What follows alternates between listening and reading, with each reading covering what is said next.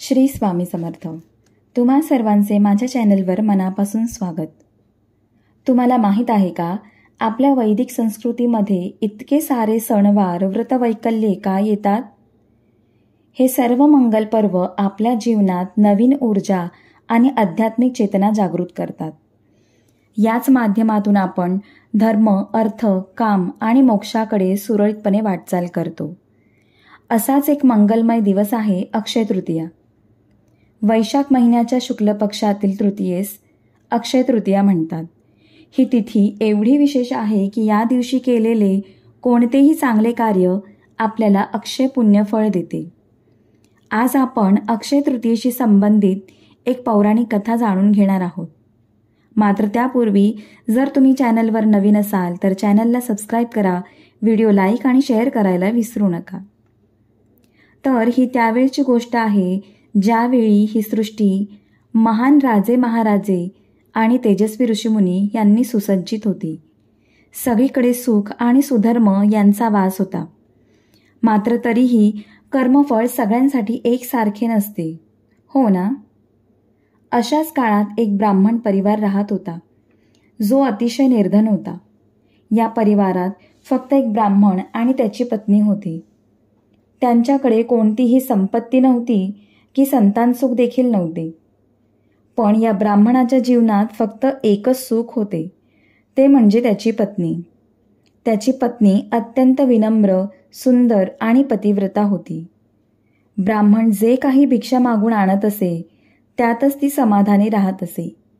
आपल्या पतीची सेवा करीत असे.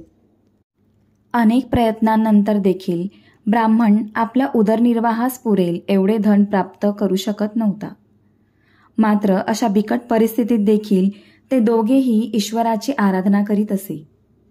एके दिवशी ब्राह्मणाच्या पत्नीने त्यास विचारले की तुम्ही एवढे प्रयत्न करता तरीही आपणास पुरेसे धन प्राप्त होत नाही. आपल्याला संतानसुख देखील नाही. आपणाकडून नक्कीच काहीतरी अपराध घडला असणार किंवा पूर्वजन्मातील कर्माचे फळ आपण या जन्मात भोगत आहोत. मी ऐकले की यावेळी महान ऋषी वसिष्ठ आपल्या नगरात वास्तव्यास आहेत. कृपा करून तुम्ही त्यांची भेट घ्यावी आणि आपल्या अवस्थेचे कारण आणि त्यावरील उपाय त्यांना विचारावा. ते नक्कीच आपल्याला मार्गदर्शन करतील. पत्नीचा हा विचार ब्राह्मणास पटला आणि तो त्याच वेळी महान ऋषी वसिष्ठांकडे गेला. त्यांना हात जोडून नमस्कार करून त्यांनी गुरु वसिष्ठांना विचारले की तुम्ही त्रिकालज्ञानी आहात. प्रत्येक प्राणीमात्राचे भूत, भविष्य आणि वर्तमान तुम्ही जाणता. मी संतानहीन आणि निर्धन आहे. मला ही अवस्था कशामुळे प्राप्त झाली आणि त्यावर उपाय काय आहे हे कृपा करून सांगावे.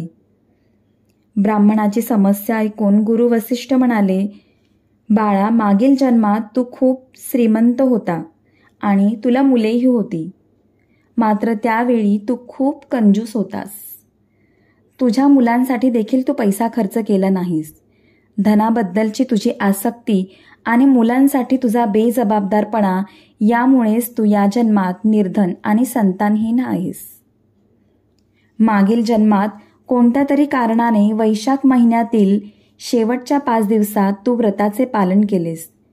त्यामुळे या जन्मात तुला ब्राह्मणाचे शरीर आणि एक चांगली पत्नी मिळाली आहे. जर तू या जन्मात वैशाख महिन्यातील कमीत कमी 7 दिवस आणखी प्रभू श्रीकृष्णांच्या भक्तीत समर्पित झाल्यास या अभिशापातून मुक्त होशील. वैशाख महिन्यातील शुक्ल पक्षाच्या तृतीयेस भगवान श्रीकृष्णांची पूजा अर्चना कर. ब्राह्मणाने गुरु वसिष्ठांच्या आज्ञेचे पालन केले आणि तो निर्धन आणि निसंतान अवस्थेतून मुक्त झाला. अक्षय तृतीयेच्या कथेचे महात्म्य सांगताना असे म्हटले गेले आहे की जेव्हा आपण अशा प्रकारच्या कथेचे पठण अथवा श्रवण करतो तेव्हा आपण देवास समर्पित होतो, देवाच्या भक्तीत लीन होतो. अक्षय तृतीयेच्या दिवशी या कथेचे श्रवण जरूर करावे. अक्षय तृतीयेच्या शुभमुहूर्तावर अक्षय आध्यात्मिक फल प्राप्त करण्यासाठी ओम नमो भगवते वासुदेवाय नमः या मंत्राचा जप करावा आणि यथाशक्ती दान करावे.